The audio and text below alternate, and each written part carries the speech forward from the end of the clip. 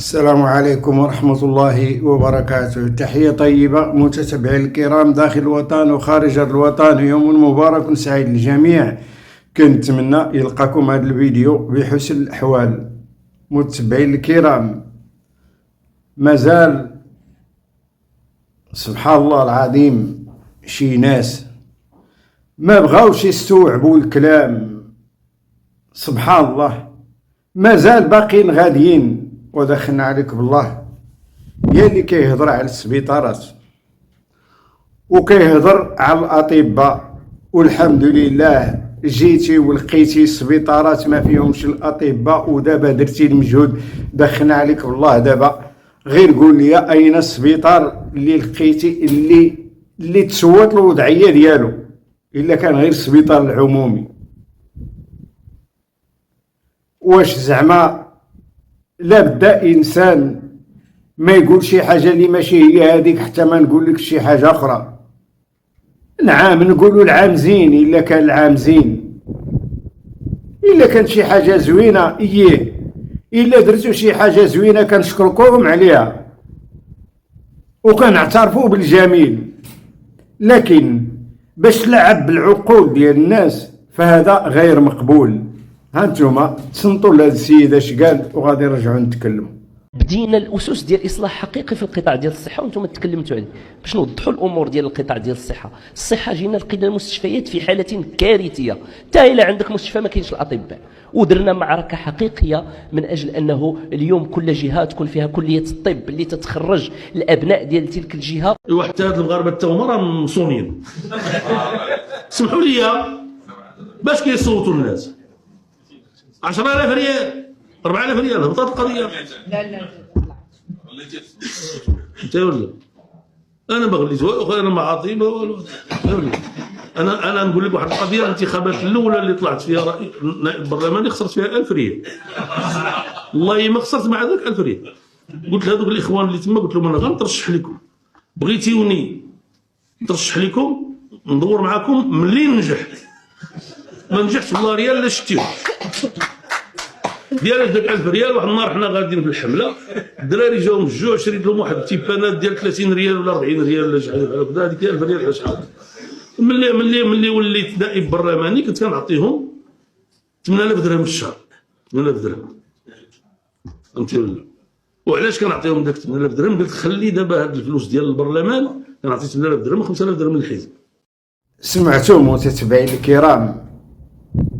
ثم الله يهديكم يا هاد الناس، ثم يسي بن كيران. لا اله الا الله،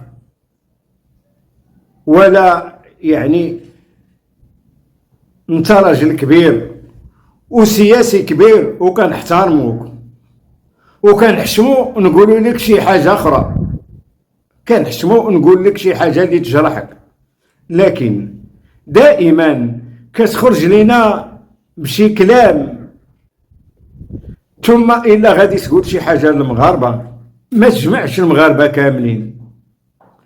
الا دوي على الناس معينين وخرج لهم ديريكت فاس. وغادي نسمعكم هذا الشيء اللي قال السي بن كيران وغادي نرجعوا نعلقوا عليه. الناس كيتكلموا، الشعب المغربي الا كنتي كتسمعني، كيتكلموا على ان الانتخابات ديال 2026 مشات صافي، غادي يدي اخنوش او لا شي واحد كيشبه الاخنوش وشي حزب كيشبه الحزب ديال اخنوش. علاش؟ لانه غيتحرك فيها الفلوس ويتحركوا فيها الاعيان ويتحركوا فيها. وحنايا اللي كنتكلموا على المبادئ، وبعض الاحزاب بحالنا شويه واخا مختلفين في المرجعيات وداك الشيء، بحال التقدم والاشتراكيه الى اخره، وما نعرف شكون اخر. حنايا غاديين اما ما يديها فينا حد ولا نديو شي بركه واش نوصلوا ولا ما نوصلوش. كيف يعقل هذا الكلام؟ والفلوس هذا داء مخرب، داء مخرب. دابا هذا بحال شي واحد كيعطي الفلوس للولاد وللمراه باش يسكتوا عليه. علاش غيسكتوا عليك؟ الا كدير شي حاجه ماشي هذيك تراجع، الا كدير شي حاجه مزيانه وقف، لانه داك الفلوس اللي كتعطيهم غادي يتسالوا لك. وشكون اللي غيأدي الثمن؟ هما اللي غيأديو الثمن.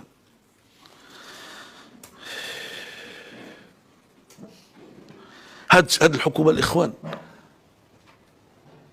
دير اللي بغات، تجي غير تقولها للناس وتشرح لهم والو. سمعتوا متتبعين الكرام، ودخلنا عليك بالله هذا الكلام كيتقال. ولهذا إلا قلنا في واحد العدد كتير ديال الفيديوهات بلي راه الإنسان إلا كبر يمشي يرتاح، بارك عليك من السياسة، أو لا على الأقل إلا غادي تقول شي حاجة غير عارف اش كتقول. لا إله إلا الله، عزيز علينا ما بغينا نقولوا لك والو. ثم كتهضر على الانتخابات ديال 2026 وكتقول صافي راه الانتخابات ديال 2026 غادي يكونوا فيها التلاعبات ويلعبوا فيها الأعيان ويلعبوا فيها كذا وصافي غادي غينجح أخنوش ولا شي واحد آخر بحال أخنوش على حساب قولك. ولهذا ما تعجزش الناس، ثم ما تعجوش الناس، خليو الناس يعطيو الرأي ديالهم تيجيو الانتخابات بعدا ويتفتحوا الصناديق ديال الاقتراع ويكون خير.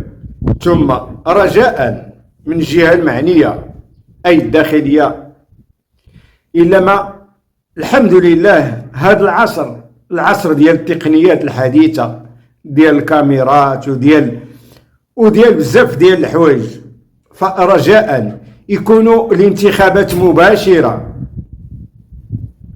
معناه اللي ينتخب يبين راسو ويبين الورقة ديالو ويبين على من صوت،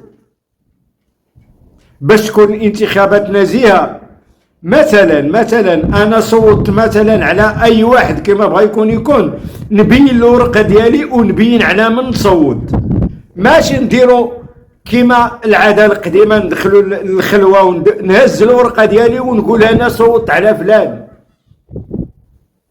باش يكونوا الانتخابات نزيهة ويتسجل داكشي ويتوثق بالكاميرات باش ما يبقاش تكون التلاعب سواء من اي جهة ما بغات تكون، لا الجهة السياسية ولا الجهة الإدارية.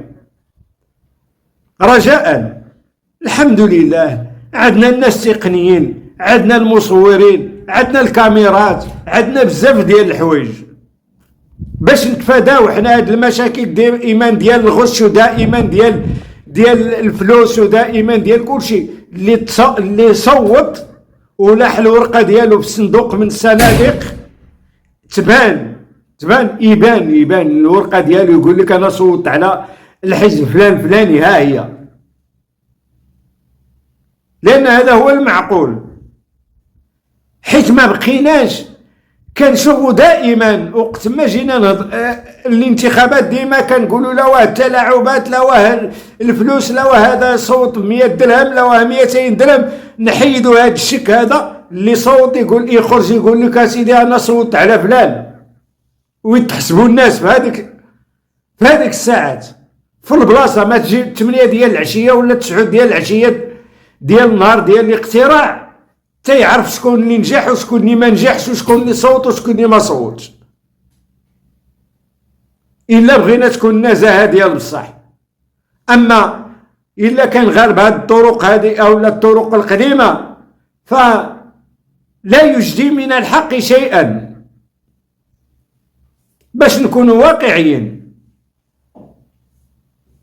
ثم أكتفي بهذا القدر وأقول لكم حياكم الله وأسعد أوقاتكم ويوم مبارك سعيد للجميع، والسلام عليكم ورحمة الله وبركاته.